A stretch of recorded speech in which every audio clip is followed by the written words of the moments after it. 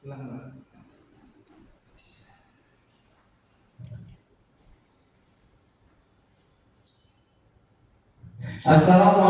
warahmatullahi wabarakatuh. Selamat pagi, semangat pagi, pagi luar biasa.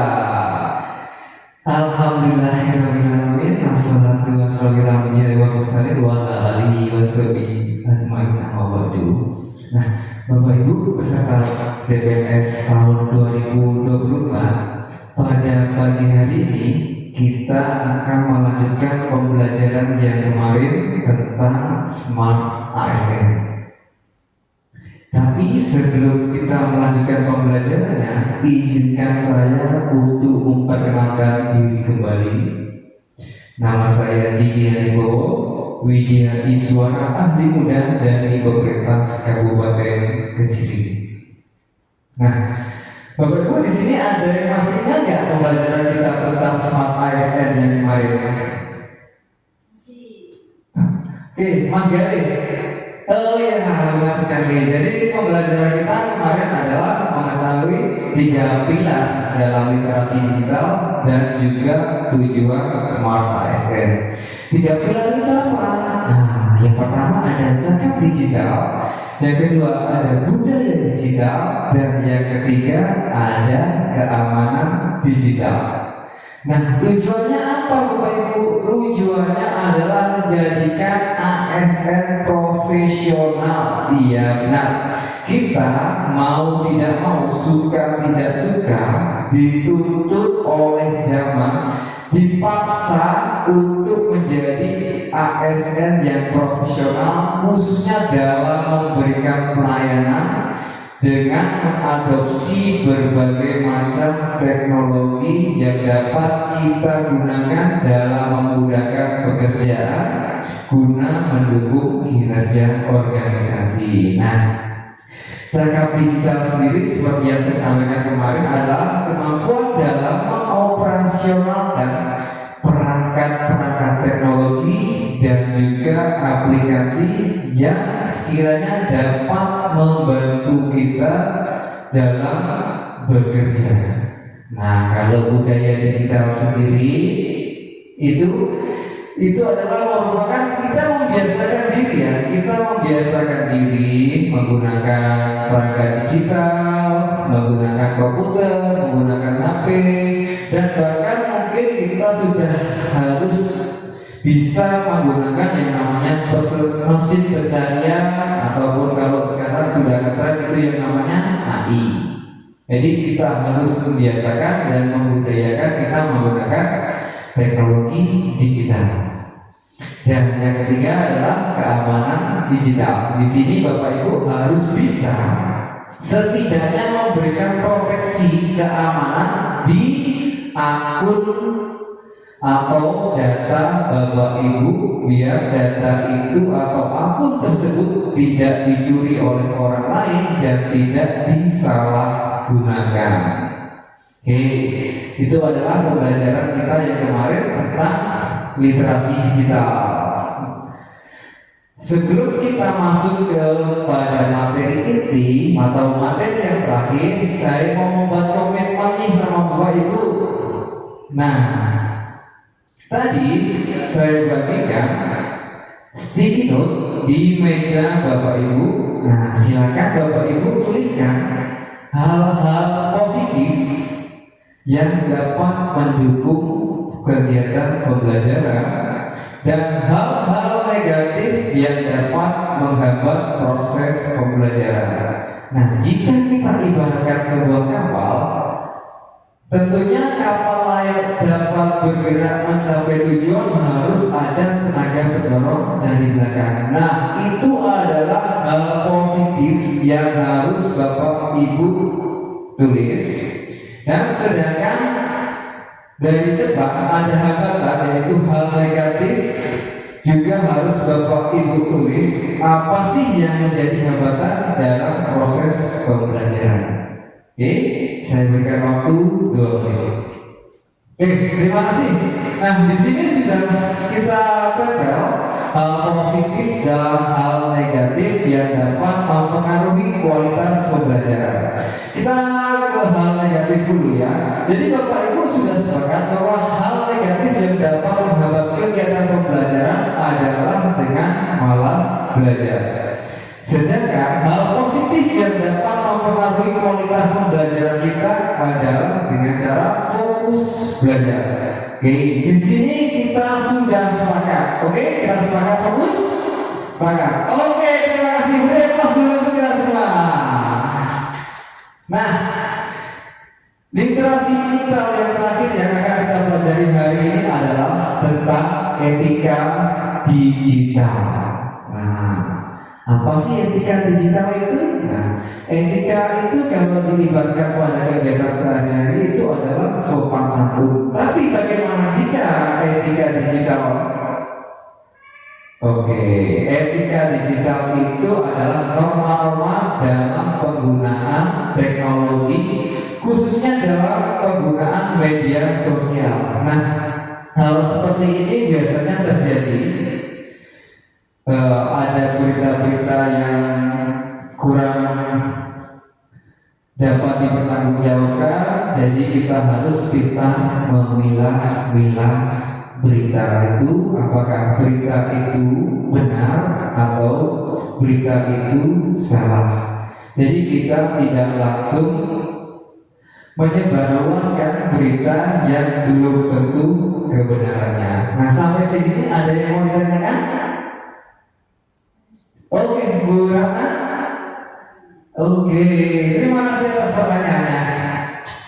Kenapa itu penting? Jadi, kenapa etika digital itu penting? Etika digital ini penting karena Bapak Ibu harus ingat salah satu fungsi ASN yaitu pemersatu bangsa. Nah, dengan beretika di dunia digital, kita diharapkan memberikan virus-virus yang positif, tidak memberikan komentar-komentar yang negatif, sehingga tidak muncul adanya berita bohong, adanya berita sara atau rasis. Nah, itu harus dapat kita minimalisir. Bahkan yang sekarang lagi ngetren adalah cyberbullying. Nah, di situ adalah peran kita di dalam teknologi digital. Nah, kita bayangkan saja jika ada seseorang atau teman men-tag gambar yang tidak senonoh pada orang lain yang dianggap alim, apa yang terjadi? Gambar tersebut akan secara otomatis muncul di beranda teman atau orang lain yang dianggap alim. Nah, di sini efeknya orang alim tersebut akan mendapatkan apa? Mendapatkan pandangan yang negatif dari teman-temannya yang lain. Padahal dia sudah melakukan jejaring, mungkin temannya sudah ratusan bahkan mungkin ribuan. Tapi apa ya? Karena mungkin sifatnya bercanda ya. Tapi efeknya bisa besar karena dia ini termasuk atau dianggap sebagai seorang yang alim. Oke, kurang lebihnya seperti itu ya. Kalau di medsos berhati-hatilah. Jadi kita harus bijak dalam memberikan komentar. Nah, di sini ada studi kasus. Saya akan membagi Bapak Ibu ke dalam 3 kelompok besar. Untuk pembagian kelompoknya sederhana saja. Nanti kelompok 1 itu nomor NDH 1 sampai 10, kelompok 2 NDH 11 sampai 20, dan kelompok 3 adalah NDH 21 sampai 30. Oke, silakan berkumpul dengan anggota kelompoknya dan jangan lupa setiap kelompok itu harus mempunyai ketua kelompok. Oke, saya berikan waktu 10 menit untuk mengerjakan studi kasus tersebut. Nah, di sini sudah kita temukan jawaban dari kelompok 1. Oke, dari persoalan yang sebelumnya. Ketika seseorang sudah di medsos bahwa dia sedang marah dan bercerita bahwa ketika seseorang yang menurut dia sangat membencinya. Nah, untuk jawaban kelompok satu adalah penggunaan bahasa yang baik, memberikan motivasi, berempati. Nah, ini benar Bapak Ibu, tapi tidak sepenuhnya benar. Kenapa tidak sepenuhnya benar? Karena ada informasi yang hilang. Di sini ada informasi yang hilang. Kita tidak tahu keseluruhan dari cerita tersebut. Dia marah karena ada orang yang benci. Ini karena apa? Kita tidak tahu prosesnya seperti apa. Marahnya itu seperti apa? Dia menurut dia benci itu seperti apa? Atau mungkin bahkan bisa dibilang perasaan saja ya. Jadi hanya perasaan saja. Jadi ketika ada seorang yang curhat di medsos, Bapak Ibu harus lebih bijak lagi dalam menanggapinya. Jangan asal memberikan komentar. Nah, karena apa? Komentar kita bisa menjadi statement kita mendukung orang itu atau kita malah menjatuhkan orang tersebut. Jadi kita harus mencari kebenarannya terlebih dahulu. Oke, sebelum kita mengakhiri pembelajaran, Bapak Ibu silakan keluarkan HP-nya dan scan barcode di sini. Kita akan melakukan kuis. Dan waktunya adalah 15 menit. Oke, kita mulai dari sekarang. Oke, cukup. Nah, pemenangnya adalah, sebentar saya lihat dulu ya.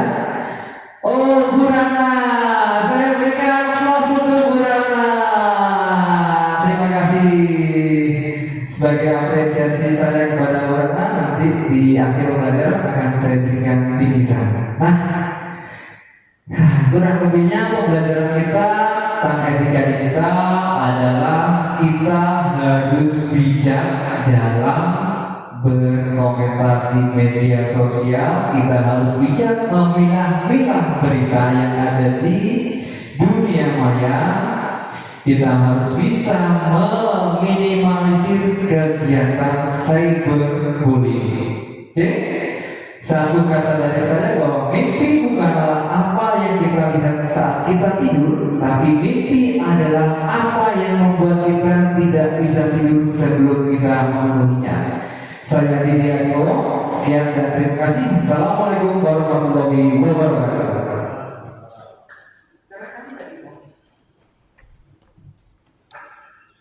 Alhamdulillah 13 menit.